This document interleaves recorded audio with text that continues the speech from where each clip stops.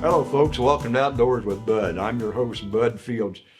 I'm going to talk to you today about, do a little segment on crossbows and crossbow hunting and maintenance. You know, a lot of people look down on a crossbow. Now, I'm going to be honest with you. I always said that I would never have a crossbow. I would never hunt with a crossbow.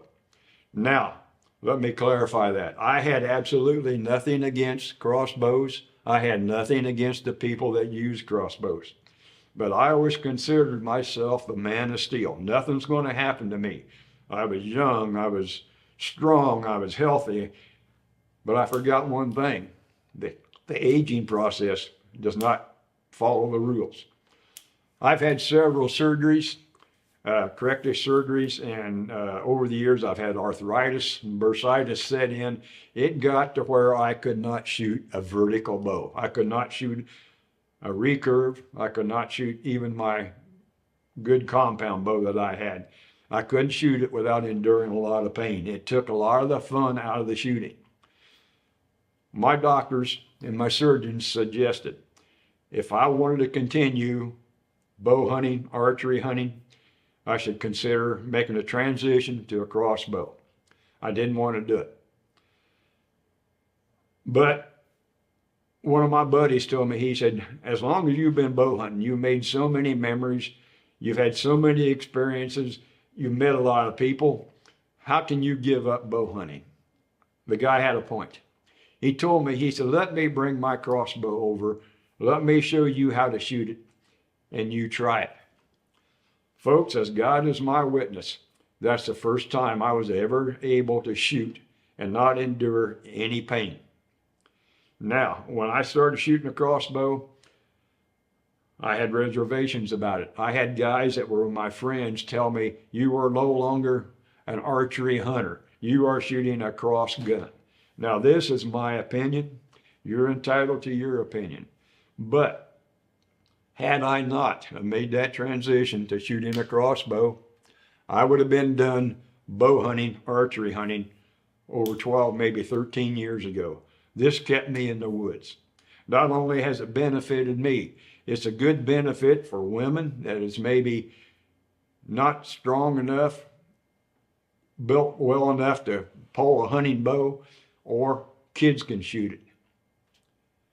But I made the transition, and I've had a lot of fun doing it. Like I say, I've had people tell me that I'm no longer a bow hunter. Now, the crossbow, the only thing that looks like a gun on this is the stock. There is an advantage. I can cock this and set in my tree stand with the arrow, well, they call them bolts for a crossbow, the bolts setting in here. That is cocked and ready to shoot once I release the safety on it. That is the only basic advantage. There's compound bows out there that shoots an arrow every bit as fast, every bit as strong as what a crossbow does. You still have to be at the right place at the right time. You still have to detect that deer before it sees you. You still have to move your position around and get in a position to fire the crossbow. And you still have to execute that shot without that deer knowing it. You only get one shot with a crossbow. Now, I know I've told guys, you know, with my compound bow, I've missed them so bad that the deer didn't even know they were shot at, so I got a second and even a third shot because the deer didn't know which way to run. But in my opinion,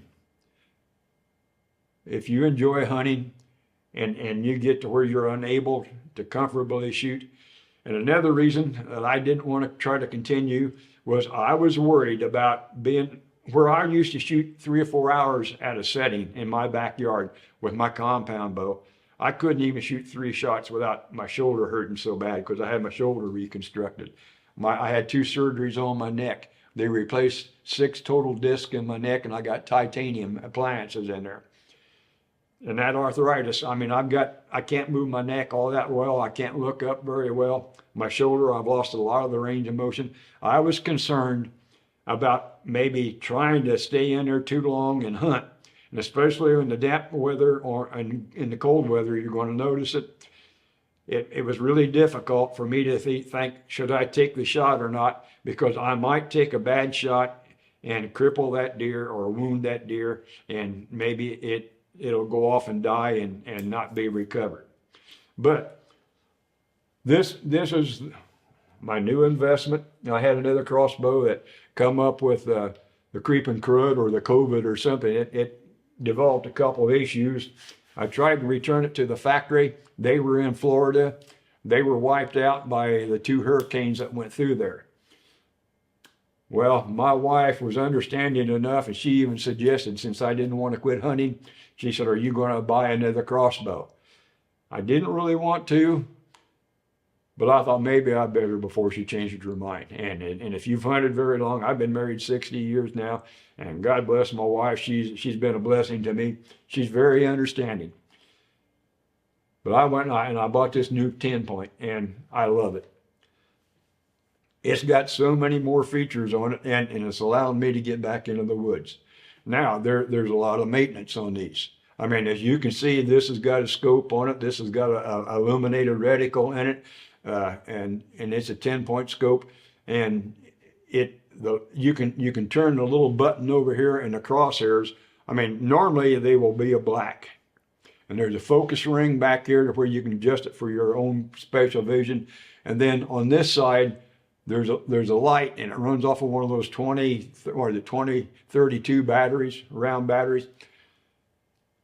If a light starts getting dim or the early morning and the lights and you can't see that black crosshair, I can turn this dial one way and my aperture, my crosshairs will be red. I can turn it back the other way and I can make it green. That way, when you're aiming at the deer, you can see on the body and you can see your crosshairs. This has got a fantastic trigger system on it. It's got the hand cocking device here, and it's magnetic. It mounts to the bow. A lot of times, like on my old crossbow, I had the hand cocking rope. I carried it in a possibles bag, they called it, that I always wore on my side. In order to cock it, I had to reach into that bag and get it. This is self-storage here. You just put it down there and you pull it back, and it's about 50% let off on the string. Okay, I've got the string silencers on it. I've got, as you can see, I've got a bow quiver on it. I've got string suppressors here to quiet down the shot. And this has got an adjustable trigger where you can adjust it down to just 3 pounds of pressure is all it takes. And it's camouflage. Now, like anything else, there's a lot of maintenance to these. Some of the things you got to watch, and it was just like on the segment I done on the recurve. You see, this has got string on it, and in the middle and on the ends, it's got a string serving. You need to put bowstring wax on this. Now, you don't want to ever use this bowstring wax and put it on the serving. All you want to do is put it on the material itself. So you just put that on there and you run that back and forth a few times. And then I take my thumb and index finger and I will put on that string and I will run my fingers back and forth like that. Well, when you run it back there with enough pressure, you will feel it warming up. And what that's doing, that heat is kind of liquefying that bowstring wax. And anytime you see any of the bowstring material, in this case, it shows up as red and gray wounds. You put that string wax on there, and even down here on the side where these strings go through here, you need to do all that. Now, you can buy this string wax at any Walmart, Kmart, any sporting goods store. Now with the crossbow, this is another thing that you need to be aware of. This top portion right here is referred to as the rail. Your string is actually making contact with this rail. They recommend about every 7, maybe 10 shots putting a coat of this rail lube on it. Now all you need to do is put it on both sides. I'm going to try to turn this up where you can see this a little bit better. This is flat, 2 spots here. You need to put that all the way back through here. Then take your finger or you can take a Q-tip if you want to, and run that down there. And what that's doing, that is going to protect your bowstring serving up here. But it's very simple to do. And if you go to put it away in storage, even during the off season when you're not shooting it, it's not a bad idea to check it and make sure it looks kind of slick and it feels slick. Now, a lot of guys will stop with the wax right here where the string is resting. I just go ahead and I take it on down a little bit farther. It don't take that long to do. Now, that is not chapstick. I mean, I don't want you to ever get confused about that. But when you put that on there, you simply take your finger and rub that on there, because there's not very much clearance at all of the bowstring onto that shooting rail. So, okay, that's got that covered. Now,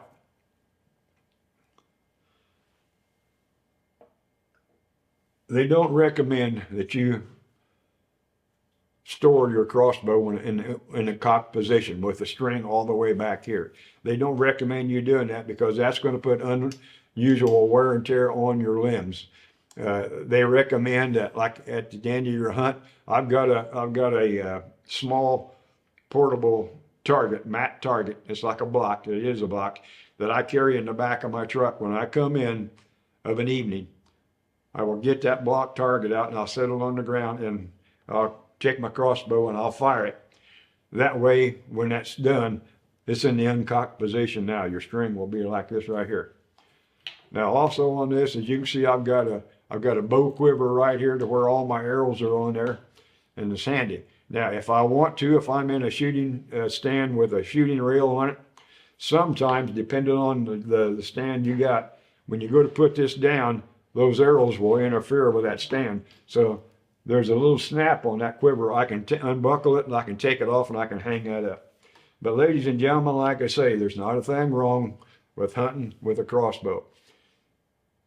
You're the person that's going to be hunting. Anything that you do, any type of equipment, I always say, as long as it's legal and you use it ethically, you've got my blessing. If a crossbow will help keep you in the woods, by all means, if you enjoy it, I would say go to a crossbow. If I was able to still shoot my compound bow, I would probably still do that. But I'm almost 80 years old now, folks. My warranty ran out years ago. And whatever it takes to keep me in the woods, I'm going to go for it. And I hope you do too. Don't let anybody tell you that you're a sissy, that you're a wuss, or you're not a bow hunter anymore. You're still got your crossbow. You're only going to get one shot at a time. Like I say, be in the right place at the right time, and you still got to take your shot without the deer knowing it. Other than that, get out there and have a good time, whatever you use. So I want to thank you for coming in and visiting me today. Got some more good segments coming up on Outdoors with Bud. So we'll see you. Get out in the woods and have a good time. God bless you.